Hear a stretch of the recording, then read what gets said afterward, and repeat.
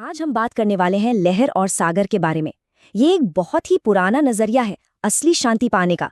पर कभी ये सोचा है कि आखिर ये सच्ची टिकाऊ शांति, इसे पाना इतना मुश्किल क्यों लगता है? ये सवाल शायद हम सबने कभी न कभी खुद से पूछा ही है। हम सबको शांति चाहिए, है ना?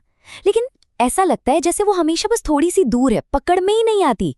तो चलिए आज इसकी तह तक जाते हैं। देखिए, अगर इसकी जड़ में जाए ना, तो सारी बेचैनी के पीछे सिर्फ दो डर मिलेंगे।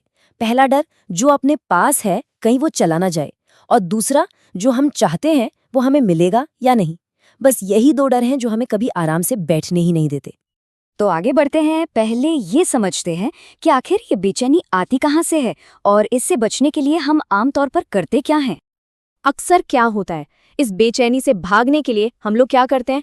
या तो सो जाते हैं या थोड़ी देर के लिए शराब या किसी और चीज का सहारा ले लेते हैं। कुछ लोग एंटरटेनमेंट में डूब जाते हैं। लेकिन ये सब क्या है? ये सब बस टेम्पररी डिस्ट्रैक्शंस है ना? असली आराम थोड़ी है। उल्टा कई बार तो ये चीजें हमें और भी ज्यादा परेशानी में डाल देती हैं। अच्छा, अब आते हैं इस पूरी चर्चा के सबसे जरूरी हिस्से पर। वो है लहर और सागर का कॉन्सेप्ट। ये एक ऐसी एनालॉजी है, एक ऐसा रूपक जो हमें असलियत को देखने के दो बिल्कुल अलग अलग तरीके बताता है। पहला नजरिया है अज्ञानी का। अज्ञानी कौन? वो जो ये मानता है कि मैं बस ये शरीर हूं, ये मन हूं। सोचो, जैसे समंदर में एक छोटी सी लहर खुद को पूरे समंदर से अलग समझे। अब जब वो खुद को अलग और छोटा मानेगी तो उसे हमेशा खत्म हो जाने का डर तो लगा ही रहेगा, है ना? और ठीक इसके उलट दूसरा नजरिया है ज्ञानी का। ज्ञानी को ये एहसास हो चुका है कि वो एक अलग थलग लहर नहीं, अरे वो तो खुद पूरा का पूरा सागर है। वो असली तत्व जिससे लाखों करोड़ों लहरें बनती हैं, मिटती हैं, लेकिन उस तत्व को, उस पानी को कोई फर्क नहीं पड़ता। वो वैसा का वैसा ही रहता है। तो सीधा साधा फर्क समझ में आ रहा है ना? अज्ञानी की आइडेंटिटी टेम्पररी है, ज्ञानी की परमानेंट। एक डर में जी रहा है, दूसरा एब्सोल्यूट पीस में।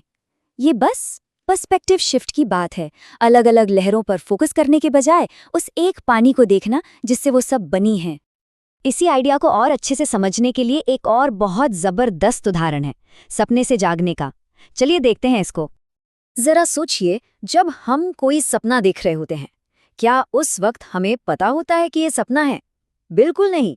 सपने में जो हो रहा होता है, चाहे अच्छा हो या बुरा, वो उस मोमेंट में 100% रियल लगता है।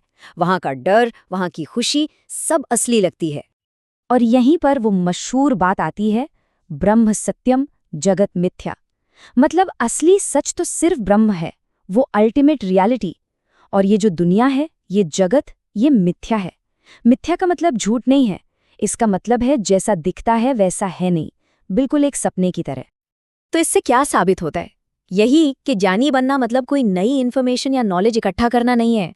ये तो बस नींद से जाग जाने जैसा है, उस सपने से जाग जाना जिसे हम सब लोग अभी असलियत समझकर जी रहे हैं। लेकिन एक सवाल उठता है, क्या जाग जाने का मतलब ये है कि ज्ञानी सब कुछ भूल जाता है, अपना पास्ट, अपनी मेमोरीज? ये एक बहुत कॉमन कन्फ्यूजन है। चलिए इसको क्लियर करते हैं कि आखिर अतीत से मुक्ति का सही मतलब क्या है। ऐसा कहा जाता है कि ज्ञानी अपने संस्कारों से मुक्त हो जाता है। संस्कार यानी हमारे पास्ट एक्सपीरियंसेस के जो गहरे निशान मन पर पड़ जाते हैं। तो क्या इसका मतलब है कि उसकी मेमोरी चली जाती है, उसे कुछ याद नहीं रहता? नहीं, बिल्कुल भी नहीं। फर्क मेमोरी का नहीं, इंटरेस्ट का है। ध्यान से समझिए, ज्ञानी को ये समझ आ जाता है कि ये पूरी दुनिया एक परछाइयों के खेल जैसी है। अब सोचिए, जब किसी को वो रोशनी दिख जाए जिससे परछाइयां बन रही हैं, तो क्या उसका इंटरेस्ट परछाइयों को पकड़ने में रहेगा? नहीं ना। बस जब इंटरेस्ट ही खत्म हो गया तो उन परछाइयों से जुड़ी पुरानी यादें भी परेशान करना बंद कर देती हैं। ये बात इसे बिल्कुल साफ कर देती है। हम अपनी परछाई को भूलते थोड़ी हैं, बस उसके पीछे भागना बंद कर देते हैं, क्योंकि हमें पता है कि वो क्या है। बिल्कुल वैसे ही ज्ञानी दुनिया को भूला नहीं है, बस उसकी दिलचस्पी, उसकी रुचि उसमें से खत्म हो गई है।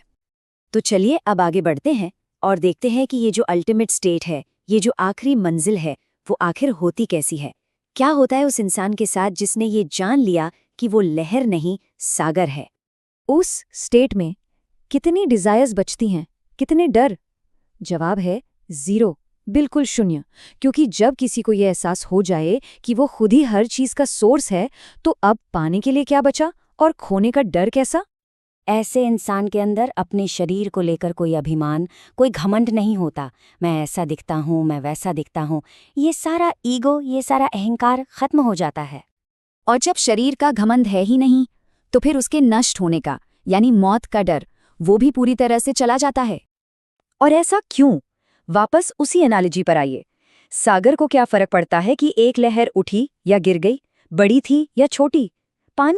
पानी तो हमेशा वहीं रहता है। बस यही इस पूरी समझ का निचोड़ है। और इसी स्टेट को कहते हैं पूर्ण निश्चिंत, मतलब ऐसी स्टेट जहां चिंता नाम की कोई चीज है ही नहीं। Complete freedom from all worries, कोई फिक्र नहीं। तो आखिर में बस एक सवाल के साथ इस चर्चा को खत्म करते हैं। जरा सोचिए, क्या हो अगर शांति कोई ऐसी चीज है ही नहीं जिसे बाहर ढूंढना पड़े?